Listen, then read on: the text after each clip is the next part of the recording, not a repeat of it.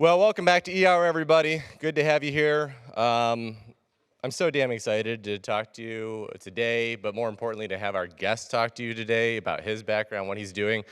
If I told you there was something that affected 25% of the population, and I told you that was something that affected neurological disorders with 25% of the population, what would you say? Shout it out, you're good. You don't have to raise your hand or anything. Maybe, I hope I heard somebody say somebody should do something about that. Somebody should act on that, not just talk about it, cite a statistic. Well, lo and behold, the gentleman, the alum here today has done just that and has acted on it and is acting on it continuously. If I told you he was recognized by President Obama, featured on Netflix, and has had over 25 million views of his talks on TED, that's pretty damn cool too. The man is taking action for this problem. He started out as a PhD student here at U of M in the neural engineering lab, where he met some lab mates that he ended up forming a company with. That company, called Backyard Brains, is bringing, I'm not gonna steal his thunder, I'll tell you what they're bringing. I don't wanna do that. However, to my comments before, he was recognized by President Obama as a champion of change for bringing citizen science to the masses. He won the Director's Innovation Award as an investigator at the National Institute of Health. He is a senior TED Fellow. He was profiled on Mythbusters' White Rabbit Project on Netflix. He recently released a book called How Your Brain Works. And he has a constitution where every day he goes and he walks his daughters to school. A couple announcements, we'll go through these later, but more importantly, please give me your round of applause for my friend, your fellow alum, Gage. I think I'm mic'd up. Yeah, you're good. Okay. All right, thank you, Eric. Yeah. Hello. So you guys are all entrepreneur curious. Is that what this class is? So you guys are not entrepreneur majors, but you're debating about it, right? Well, cool. I was just like you. So my background is in neuroscience. Where'd that clicker? Here it is. And so in neuroscience, we do this, right? We study the brain. And so I was in a research lab on a building just right across the street from here on North Campus. And I had access to tools like this. It's about $40,000 worth of research equipment. And I would use that because I was kind of curious how the brain works, right? So I wanted, the only way I could get access to the tools is to dedicate my life and become a scientist to be able to do that. So I did that. So I was in the University of Michigan, and that was my lab mate, Tim Marzullo. And it was around this time that we started to realize, that it's kind of silly. There's 1 out of 5 people, 20%, the new numbers are 25%, of the world has a neurological disorder, right? And so it seems to be kind of important to be studying the brain.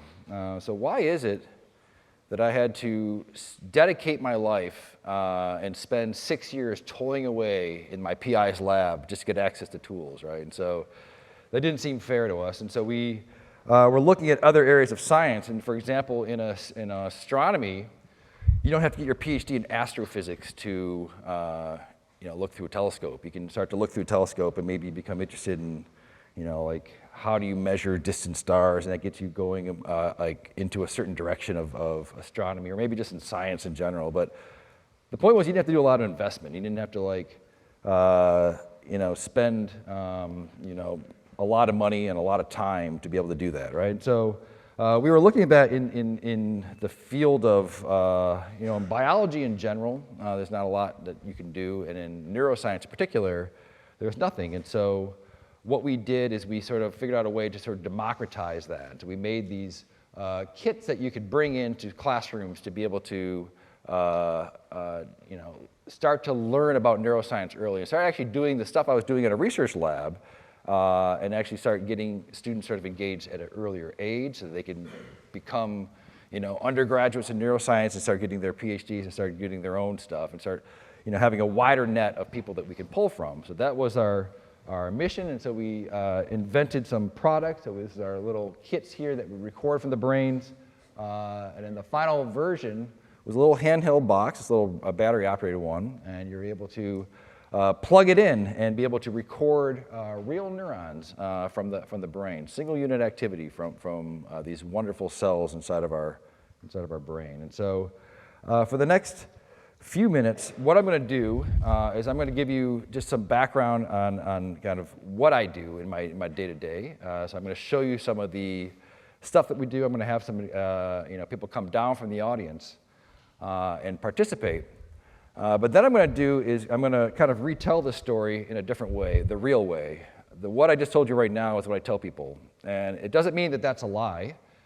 It just means that that was one of many things that you're thinking about at the time, right? So I want to kind of give you a story that might resonate with you guys, because like I was in grad school, I was doing my PhD, and I was trying to figure things out, and entrepreneurship was interesting, and I kind of started it with a completely different goal, but I ended up, starting what I just presented to you now, and so I hope that by the end of this next,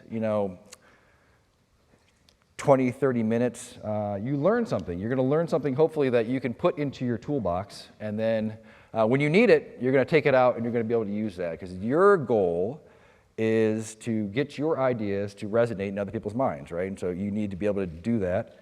And you have to be able to figure out how to make your idea into a real thing, right? And so I'm going to try to give you some tips about what I went through when I was sitting in your seats when I was in grad school. So. Without further ado, I'm going to go back and just discuss this thing right here. How many people here are neuroscience majors? One. Okay. All right. How many people are curious about the brain? Yeah, everybody. All right. So let's see. How many people here are engineers? Oh, yeah.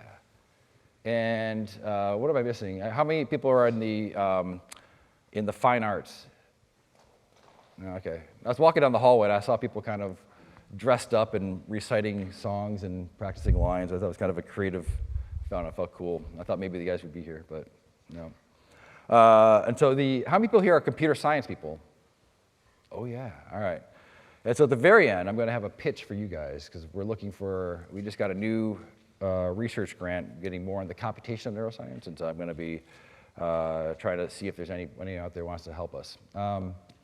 Okay, so the brain. So the brain is a biological system, right? So everything that we know, with the exception of viruses, is based off of cells, right? So every living thing is based off of cells. I think viruses are alive. That's why I think I make the exception. So and the cells of the brain have a very kind of special name, and they were discovered by this guy. Does anyone know who this is? Spanish guy, Ramon y Cajal. And he was looking about 100 years ago, he was looking through microscopes, and he was seeing this stuff right here. And it was a big question, because at that time, if you think about it at that time, the brain is weird, right? It seems like it's not like everything else. It's not like anything physical. It feels like it's like they didn't know if this was just one big mush thing that was like the brain, but he had the hypothesis that it was actual individual cells that were touching each other. And it turns out he was right. These cells have a particular name. Anyone know what these names of these cells are called? Neurons. You guys can shout it out. Okay. So neurons are just like regular cells. They have a cell body. They have a nucleus. And you know what this is? Mitochondria. What's this one? No, I don't know. It's just some stuff. That's not the important part. The important parts of the cell are for this cell, the neurons, are the things called processes. Processes are things that kind of, we call that things that stretch away, right? So you got these dendrites back here, which are considered the inputs. And then you have this long thing. Anyone know what that's called? Axon, yeah. So this is the axon. It's through the axon is that which you can see me and hear me and have a percept of who I am and remember your first kiss. All that stuff is being done through these axons. What the role of the axon is to send information from one cell to the other. So these are informational devices, right? And it does it in a way using a form of communication called electricity. Why electricity? Because electricity is fast, right? Most things in the body are chemically based. but diffusion is very slow. And so if you're gonna see a bus coming, you gotta jump out of the way. You don't want like a squirt of a chemical to come down, right? So you want it to be fast. And so we're gonna use electricity.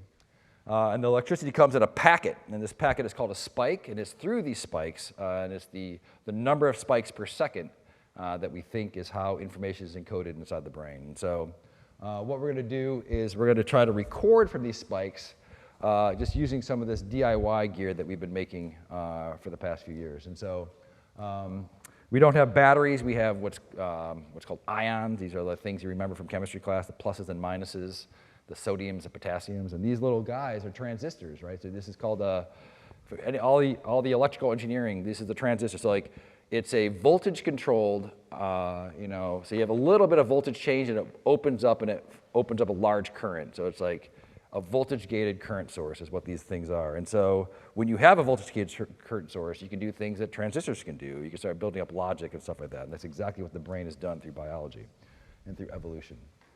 All right, so that information gets passed around from one cell to the other. And so we believe now that the cortex is building these models up of the outside world, right? And so you have like this whole kind of, the analogy is like the NFL series. You have all these games that go and to get to the one winner of the Super Bowl. So that's what's going on in every cortical column. You're just kind of getting the Super Bowl of who's going to win and become your consciousness. And so these are all being done with these spikes here. And our goal today is to try to record from those spikes so that we can understand a little bit more about how the brain works. And so I need a volunteer. Who'd like to come down? All right, come on down. I saw you first. And so what I'm going to do is I'm going to record from your brain. If I can find the right stuff. We're going to be able to see it and hear it. All right, and then we're going to be able to do some experiments with it. All right, what's your name? Chris? Grace. Grace. All right. All right, Grace. So what we're going to do is that inside of your brain right here, you have a strip called the motor cortex. What does the motor cortex do you think? It moves things, right? So that's why they call it. So I'm going to pick, I don't know what's next. Yeah, so this motor cortex crosses over. Why does it cross over? I don't know. No one has a really good explanation. It's some weird flunk of evolution. No, it crosses over. And it synapses on our spinal cord, and then it hits another neuron, and those electricity from another neuron is going to come out and hit your muscle. And so what we're going to do is we're going to listen in on the motor cortex by recording the output of her muscles here. So I'm going to give you your arm. I'm going to put some stickers on here. These stickers have a little bit of gel on the bottom. That gel has salt in it, and so salt is sodium and chloride. Those are the pluses and minuses. So that's going to allow the electricity to flow from her brain to her synapse in her spinal cord. The synapse is the connection between two neurons. That's a kind of important thing to know. And then it's going to go from that neuron to her muscle fibers. And those muscle fibers will then send an action potential, which are going to cause her muscles to move. And so if we're very careful and we can listen, we may be able to hear what the brain sounds like as amplified through your body, okay? I'm going to turn this on. So when you're ready, I want you to give you a squeeze, like, yeah. You guys, everyone hearing that? So what do you think that is? So a lot of people get confused and think, oh, that's the blood flow. But it's not blood flow. This is electrical flow. This is information. So we're actually sending information in from the top of her brain right down to the muscle fibers. And that muscle fiber is creating an action potential, and that's what we're going to listen to. So I'm going to show you really quickly what that looks like. And let me just move this up here. Okay. Whoa, okay. So that's the signal that's coming out of here. And so every one of those little things is a spike from a muscle fiber, right? And that muscle fiber is getting an input from a single neuron that's in the back, right? So what I can do is a little trick we do in science, which is called averaging. Yeah. And I'm going to set a little thing here. So go ahead and squeeze your hand again.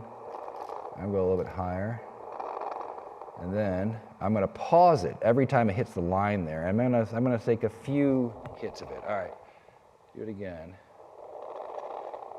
I'm going to go a little bit higher and do it again. So I want to show you what an action potential. All right, one more. Okay, now we're cooking with gas. All right, here we go. So this is the spike. So this is an inrush of sodium and then potassium coming back out again, and then returning back to baseline. That's happening over and over again. That's 10 milliseconds on the timeline right there. So it's about, it's about 3 milliseconds wide. A single neuron is about 1 millisecond wide. These things are happening quickly, hundreds of times a second. And it's through this information that we're able to understand how the world works, right? So you're able to understand me through these spikes. You're looking at, it's like in the Matrix when you saw like that green code, like, holy shit, this is reality, right? So it's weird to think about that we are informational processing systems that are just taking these ones and zeros of spikes throughout. All right, so let's see, what can we do with this? I'm gonna do one more demo, and then I'll bring somebody else up and we'll do the last demo, okay? I'm gonna do another experiment now where I'm gonna look at internal processing within the brain, okay? And I'm going to do that using,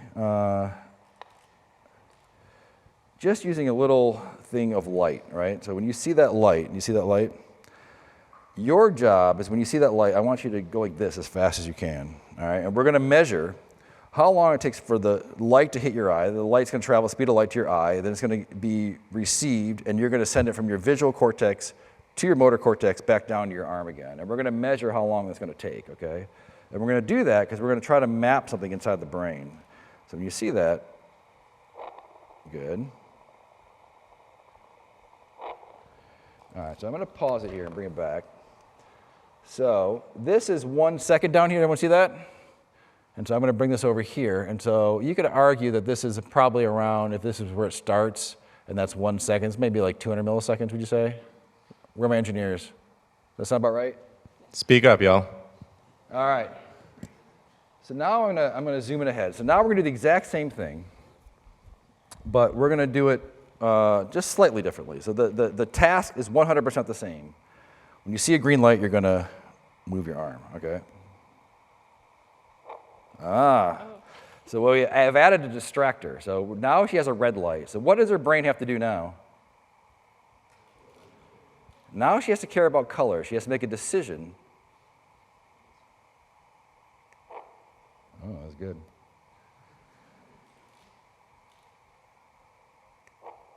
All right. So you must have been very slow on that other one because you're getting much faster now. Oh, there we got one. All right. So, but if you do this on average, you can get that was a decent one.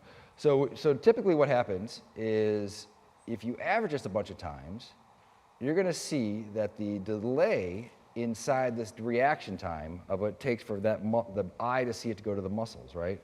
What's happening is it's hitting another processing unit. So there's another loop that's in there to sort of control the decision making to then engage the brain to do something, right? And so what we can do is we can measure these things, right? So I can measure this and get an idea. This is 260 versus 200, let's say. But if you do it with a nice distribution, you have two averages and you subtract those two from each other. What have you subtracted? You've taken everything out except for the decision point, right? So now you know exactly how long it takes your brain to make a decision in something. And then you can figure out how many neurons it is because you can calculate how long to take a neuron. I have a hammer, I can tell you how long it takes one neuron. So like, just from recording from the outside of the brain, you can start to understand a lot of the internal processing that's kind of going on, right? All right, well, you can have a seat. Thank you so much for your volunteering. And I'm gonna need one more person to come up next. You can, those are for you. I was told to bring swag. I have stickers, so I forgot. All right, so I'm gonna just talk about one more thing here before I get into the meat of this, and that is the idea of using Arduinos. Or some type of computer technology. You already saw a brain-computer interface because you were watching the output of the brain on a computer, right? And so what could we do if we use that technology to be able to do something else with that, right? So what we have is everyone familiar with the Arduino? It's like little microcontrollers. These are little simple machines that will do something simple, right? So you have a cat feeder.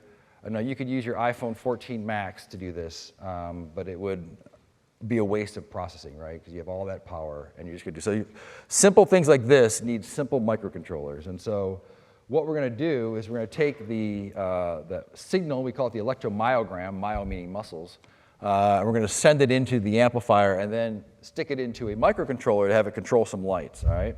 And we're going to do that just by using the A to D converter. We're going to digitize the analog signal and then turn that into something that a computer can use, which are bits and numbers. And we're going to be able to do that. So I need another volunteer. How about you in the back with the sweater on? Yeah. And leave your sweater there or jacket. I need those them arms. All right, what's your major? Business major, actually. Business. Oh, I need to talk to you. That's one. We'll get to that in a minute because that's where my weakness. All right. So what I'm going to do now, I'm going to do the same thing. I'm going to record you, but now I'm going to do it in just in a slightly different way. And we're going to do it to control things. All right. So I'm going to pluck you up here. Same thing. You got some salt water on here, some electricity. Any questions so far while I'm doing this? You guys are all cool? This is all circling back to entrepreneurship, promise you.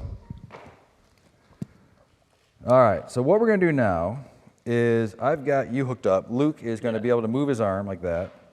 And when he does, we're going to see some LEDs getting turned on. And the reason why we're doing that is we have a little microcontroller that's in here, and we're going to be controlling the LEDs based upon the amount of the electromyogram activity that's being detected at that time. But wouldn't it be cool if we could do something else with that, right? And so I'm going to need another volunteer to come forward. Try to think if it doesn't have a jacket on. Take your jacket off, coming up. And what we're going to do next is I'm going to take the output of his brain. So remember, he comes down from his spinal cord onto his, from his brain to his spinal cord, out from the brain to the arm here. And what's your name, mate? Ben. Ben. And so Ben has a similar brain to you, I assume. Human beings have for the last at least 100 million years, right? So 100,000 years. And so, oh, sorry. Your neurons just jumped out, yeah. Holy cow. Is it me or you? It's the scarf. It's a scarf. Yeah. All right. So what we're going to do now is I'm going to take the output of his brain and I'm going to put it into where your brain, which connects down and comes out to his arm, is going to normally work, right? So you know right now, if you guys both moved your arm at the same time, you can imagine looking into the brain and you would see this activity of firing in the hand region of the motor cortex, right? But what would happen if we use the computer to take a copy of your signal and put it into where your brain would have connected to your body, right?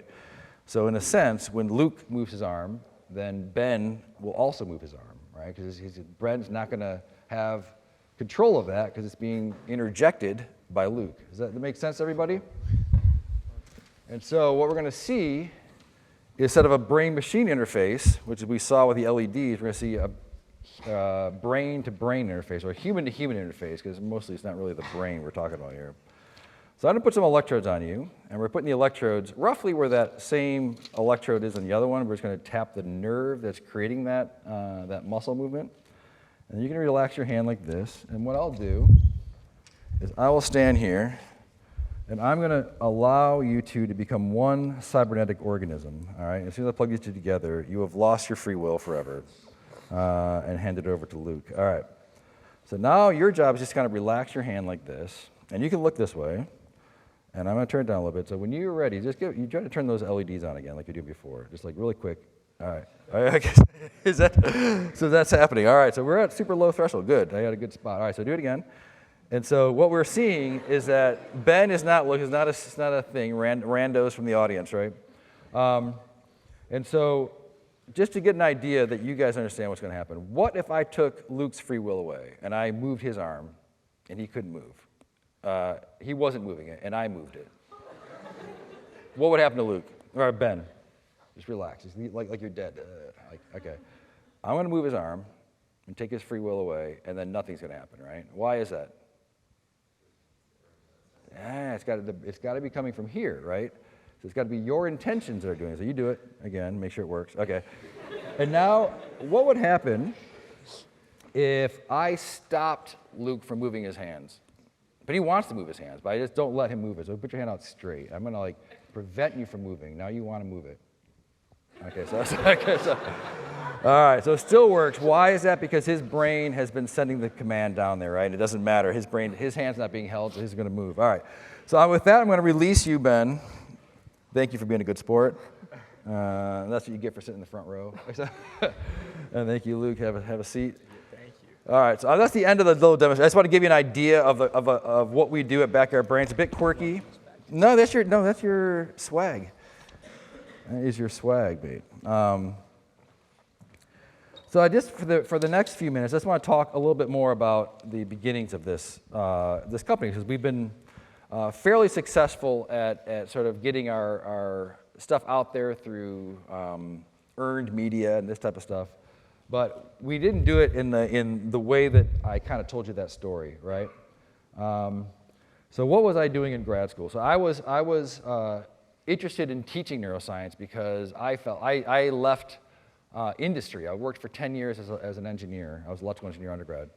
So I was doing PCB design work, and I realized at some point that I didn't realize what a scientist did, and when I found out, I was like, holy crap, I need to go do that. And so I quit my job, and I went back to go to grad school, and I was like, I need to tell every student about this. I mean, like, these people are missing, and I didn't realize, like, I am on the spectrum, and I kind of have tunnel vision. And probably everyone else knew this, I just didn't know it, right? So I would go to schools, and I would try to explain to them, I would show them some neuroscience stuff, and we did just go out to just schools around here, Angel Elementary, and talk about what we were doing in research, right? But the problem was I couldn't bring anything in from the lab because the equipment cost $40,000. And so it was just kind of a personal project that I was doing with my lab mate that we decided to do something about it. So we made this poster called the $100 Spike, and we presented it at a scientific conference. And we weren't doing this, had absolutely no intention to build a company around this. It was just kind of like a hipster thing to do. It was right around the maker revolution. There was 3D printers, stuff like that. So we kind of got into that idea, and so we presented this as a solution to the zombie apocalypse. That if you had loved ones that were turned into zombies, then they would probably, be affected the brain because their behaviors have changed, right? So we were pitching it that way because it's just like it's a one-channel bioamplifier. It's kind of boring, and so we were kind of using some humor and stuff to be able to do it. And so when we presented this poster, it got such a huge crowd because of just the weirdness of the idea of having a solution to a zombie apocalypse. And they saw the thing working with the spikes. And the crowd was so big that there were reporters that came, and that someone from Nature stopped by, and we got into Nature, and we got on the Nature podcast, and then slowly when I was in grad school, I started getting all these emails about, hey, that's really cool what you're doing, and not once on these awesome neuron papers that I've been publishing and working my ass off on. Not once I get one email from even one person to say, hey man, I literally like what you're doing with those fast-spiking neurons. Keep up the good work. But this stupid side project, they were talking about that. And then around the same time, we were seeing the writing on the wall for the future of academia, right? So there's less and less opportunities to progress within academia, and so there's this idea that maybe there could be another option. So that's when we decided to do the Center for Entrepreneurship. So I was just kind of sitting there. I knew this was kind of an idea, but it was more. Even then, even when we were doing these things, I didn't have the vision that I told you now. It was just kind of like a fun thing to do. I just enjoyed doing it, and so we kept doing it, and then we would go to pitch competitions, and we wouldn't take ourselves too seriously. We would try to pitch it to, Y Combinator. We were just knocking on doors. We knocked on doors of Make Magazine and just talked to the secretary, and then we ended up talking to the CEO and getting the cover of Make Magazine. So it's kind of weird stuff like that. Just was doing that because we were just kind of following our passion of just trying to do the thing that we wanted to do, which is kind of record from neurons. And so we started with the Center for Entrepreneurship. We did what was the name of this place, Eric? Do you know the name of the centers where the incubators? TechArb? What's it? TechArb? Yeah, The TechArb. one, yeah.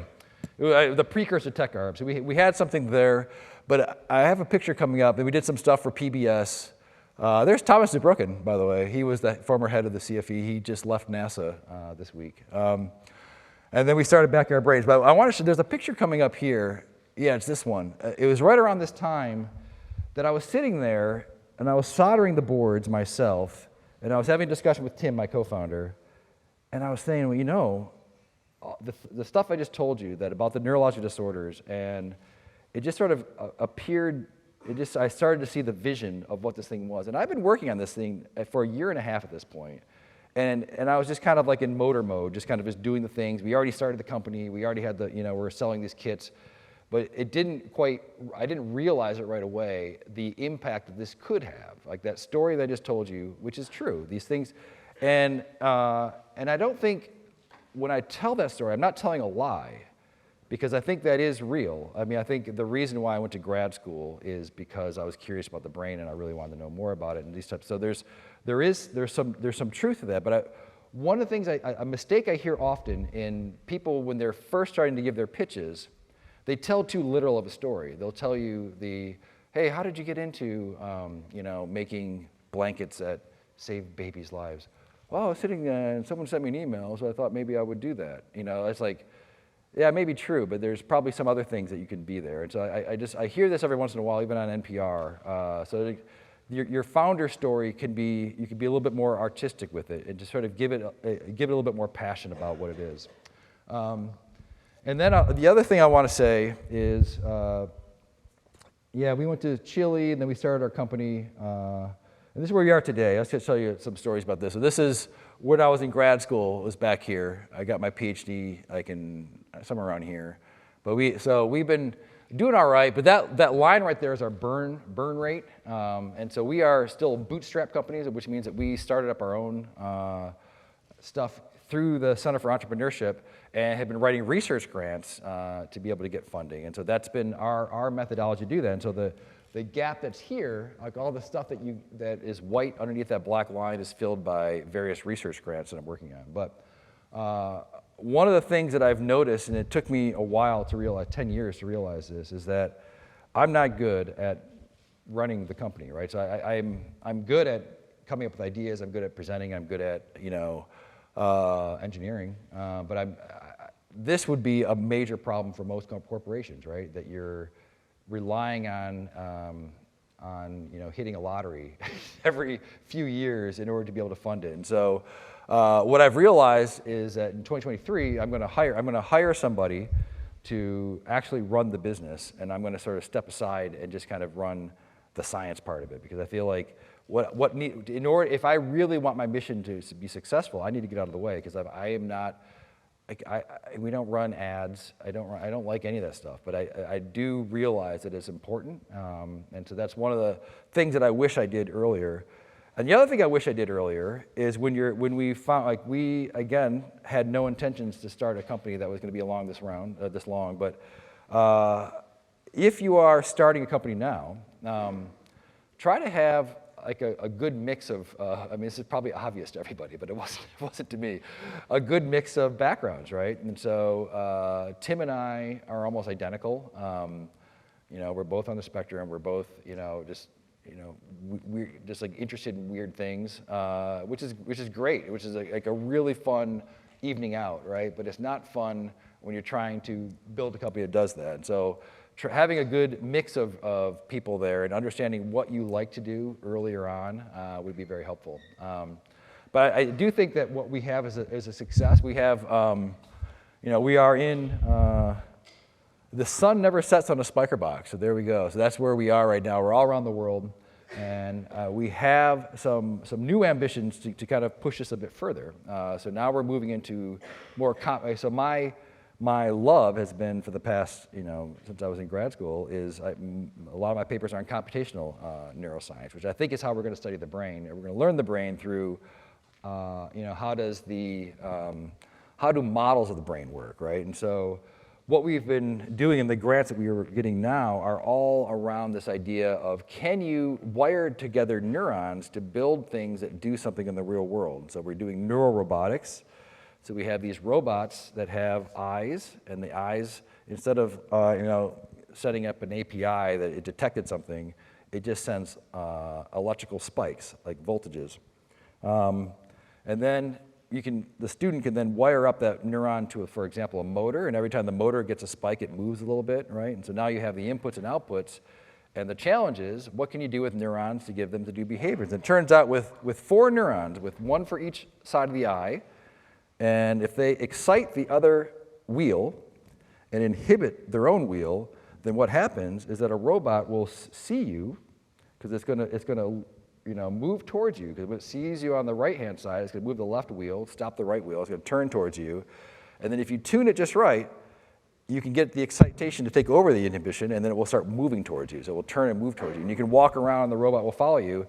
And it's weird because it looks like it's doing something very cognitive, right? But it's just really it's just following these little spikes. And so by adding some complexity to it, to adding other neurons, like it only comes when I whistle, then you have a neuron that's listening for a whistle, and then when it hears it, it unblocks it, and then it will, you can do these types of things with neurons that are, you can do with software, but it gets it more real to how the brain works. It is weird to think about that those spiking neurons are creating our consciousness. Like the idea that you have a feeling, you have this model running inside your body based upon these spikes that are being able to do that. And so that's the one project we have, and we have another one we're starting, which is looking at, we do a lot of stuff with insects, and so we're creating a mathematical model that's going to be able to replace the insects. So we're going to be able to do things with ion channels that we showed before that we couldn't do with a regular insect. So we're going to be able to do things like, I don't know, when you eat sushi, from a puffer fish, and all of a sudden you lose your sensation of, and like, why is that? So you can actually try to manipulate neurons and block certain ion channels and see what happens and see why did the brain react a certain way. So, and so I did want to put one pitch in there. I'm going to invite Eric up for a little bit. We're going to do a little fireside chat. I think we have about 12 more minutes. Yeah. And then I do want to say one thing is that we are looking for help, right? So I think we need business help, people who know how to do ads, social media. I heard about this thing. And then our apps are being developed in Flutter. So if you guys are any Flutter developers here that are not just at Flutter but can do like some low-level C++ stuff, that'd be interesting. So, sorry, Eric, you can come on up. That's All right, okay. I'm gonna kind of do a little Oprah style, walk the audience here while we talk, because I want to take some student questions too. I know there's probably a bevy of them. But coming back to the core lessons that we're learning in this class, one of the constructs we talked about was the importance of knowing yourself, the importance of having that duality, that balance between humility and pride and hubris. When you're thinking back, Greg, to your point, like you never realized you want to start a company. You never realized that you weren't the financial CEO guru and you needed to complement yourself on the team with that. What factors, besides just the experience of time, could have accelerated that for you? What vehicles of introspection would you encourage the students to pick up? Yeah, it's funny because I've, my daughter was just diagnosed with autism, and that's when I realized, I kept telling people that it always takes me forever to realize what I should be doing in a given situation, right? So I think for me, it was kind of helpless. I think it's weird when you have these kind of neurodiverse brains, which I wouldn't give up for anything. I absolutely love it, but it is a hinder, right? So I think if you could identify that earlier, I think what you can do is kind of partner up with, surround yourself. I married someone who's very much of the opposite of me, and we do that on purpose, right? We need someone to help us, figure out and navigate life, but that's the same in a company. You need to have people around you that have those different skill sets. I think if I did more, I think COVID did a lot for me in order to do more. I think everybody did. When they're sitting at home doing some introspective stuff and sort of realizing certain things. So I think you might be at an advantage where you had that opportunity. When it's all go, go, go, you don't really have that moment to be able to be self-reflective. So, yeah. Sure, taking the time to actually prioritize doing it. I do now. Yeah. So Yeah. it's like so now I even have a block of a day where I don't schedule any meetings, and then I have a block of that just to sort of look in not just on the company but at myself and what I can do. So I do that on Thursday mornings. That's huge. Students, raise your hand if you have any questions. I'll kind of walk up to you. But one of the other topics I want to touch on with that is when you're building your team, when you've hired for your team, your call for anyone who's interested in Flutter experience and all might be able to come on board. Knowing your weaknesses, knowing your strengths, knowing some of those with the team that you've built, how do you factor in hiring the complementary skill sets, needs behaviors on the team? How is that built into your hiring process? How do you? Well, it hasn't been now, which is and so it's so funny is that the reason why I've been depressed like with the company for the past few years, and I didn't realize what it was until just recently. And the reason why I have been is because I hire people that I like to talk to during interviews, right? And those are not the people you want to have. You know, you don't want these like big idea people that are just always thinking about stuff that's really interesting. Like, hey, I wonder if we could live on Jupiter. You know, if we could make these floating things. Like, I literally had a conversation with the guy we hired. I was like, oh, that's super cool. The guy was awesome. You know, and then you know, it's hard to build a team around that because A, they want to do their own thing, and which is all right, but. And B, it's they don't want to manage anybody. They just want to be in their own world. So what I'm looking for now are sort of in the more on the company side is someone that likes to manage things, likes people, and likes to deal with stuff. So that's one thing that I think my biggest weakness is. But on the developer side. I like nerds that are curious, right? And I think that one is, you know, someone who've done their own projects and someone who's like, that takes, you know, even if it was a class project, but takes some pride in it and does something that speaks to them, right? And so it was nice for a while when we were doing mostly hardware, because we would do interviews and it would work out really well because the students that would bring something they were built and they were excited about it tend to be people that were really good to work with us. But I think in the software side, I'm kind of looking for the same people. Like I do like meeting with our technical teams. That's one thing I like to do is having technical discussions. And so, yeah, I think the people who are not afraid. I feel like there's a lot of risk aversity right now that's coming out of the last few years have been. Where people would rather do something less that they know they could do rather than do something hard which they may not be able to do. And that's the people we're looking for, the people that can you know, put them, maybe it fails, and that's you learn that over and over again this semester, hopefully, that fail quick and fail often, right? So you're giving the validation of that banner right behind you. Absolutely. Risk. Yeah, no, there it is. We got a student question over here. Can you hear me? All right. My question, it may sound actually a little bit goofy, and it's kind of two questions wrapped into one, but I was actually curious about the map behind you. I noticed that the landmarks are all like certain colors, and I was curious as to why that is, and have you actually visited each of these places in your lifetime? No, we didn't. So our model has been, so I think Brown, our university professors, which, you know, it's so funny because like the color scheme is kind of like, we work a lot with cockroaches, and so the color scheme at this point was like kind of like where cockroaches like to live, like rotting leaves. So these are like colors of leaves. Anyway, so the colors represented different groups, and so we were curious about tracking who was using our products, and so we had a lot of university professors that were doing it. So a lot of undergraduate, you know, a lot of universities I'd never heard of, like small undergraduate universities. But we were trying to get into the greens, and the greens were the high school students. And so we were tracking that by color. So that's where that comes in. But it is cool. So if you see that one way down here, that was a dude, we were in Chile for a while, so we have a lot in Chile.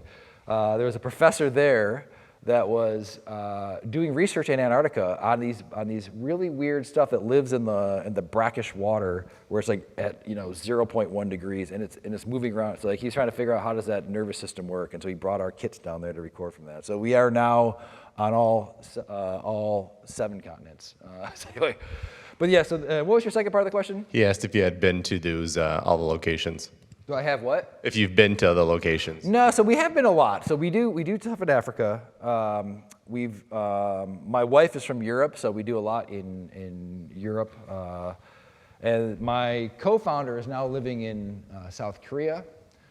We have our engineers in Brazil. So we have kind of a presence around the globe, and we do events that are around there. But our business model has been not to go there and do that. So we've been focusing a lot on making videos. We did a series with TED. We're trying to create content and curriculum and then tools so that we can amplify people. Because if we just relied on ourselves to do that, it wouldn't be as impactful, right? So we try to build the kind of the tools to allow others to do that. Dissemination of it. That's awesome. We got another student question over here to your right, Greg. I was just wondering, kind of going off of what you were saying about hiring, someone who likes to manage people and a business lead for the company, how might you approach dealing with any kind of discrepancies between what you, as the scientific lead, want to be doing and feel as though you should be doing, and what they might think that you should be doing perhaps differently? Yeah, I see what you're saying. Yeah, it's probably been the reason why we haven't had one up to date, right? Is that, yeah, I don't know, but I feel like we have to deal with it. So I think I feel like with every scenario, if you have your core values, which we have, and if there's a logical pathway from what they're saying to that it makes sense, and then I will do what they say, right? And I feel like, there's a lot of things, there's a lot of biases that I had that were completely stupid, that after talking with someone that knew more about this, I changed my mind, right? So it happened in the past, but these were just from what do you call it, consultants that would come in. So I'll give you some examples. So like we had all these emails, and we had a large email list, but I would never send out one because I always hate it when someone sends me an email like, wow, and it took this person like about 2 months for me to convince me that no, if people sign up for you, they actually want to hear from you. So like, and then I don't know. So just like stuff like that. Same thing with tweets. We'd go through years, we just have 1 or 2 tweets because like, at Backyard Brains, we're only going to tweet when we do something that's really important. We got to stand behind it. I just didn't know how the tool worked, and so when someone explains that to me, it makes sense, and we can do that. And so there's, and I'm sure we're doing thousands of other things that are just boneheaded like that we think is cool or think it's the right way to do it, that's wrong. And so, yeah, and we've had there's one guy I really wish he went back to Israel, but we had some really good people that were, starting to change us, but we haven't found anyone since. That's helpful. Okay, well, we're running out of time. Last question for you. Earlier this week, you took me to a place I'd never heard about or even been in Ann Arbor, and I've lived here my entire life. Tell the students the best kept secret in town that they need to know about before they graduate as we end class. All right, so you want to talk about that place? Oh. Yard Brains. Yeah, no, so what is the best kept secret of Ann Arbor? Well, lately, I would have to say my wife and I have been dancing tango, and we found out about that the University of Michigan has a tango club, and we've been really enjoying that one. So that's on Wednesday nights. And they have a new class that's opening in February, so you guys can go there. Yeah, that's a good question. I can't have any. And referral code Backyard Brains if they sign up. Exactly. Yeah, perfect. Cool. All right, thanks everybody. See you next Friday.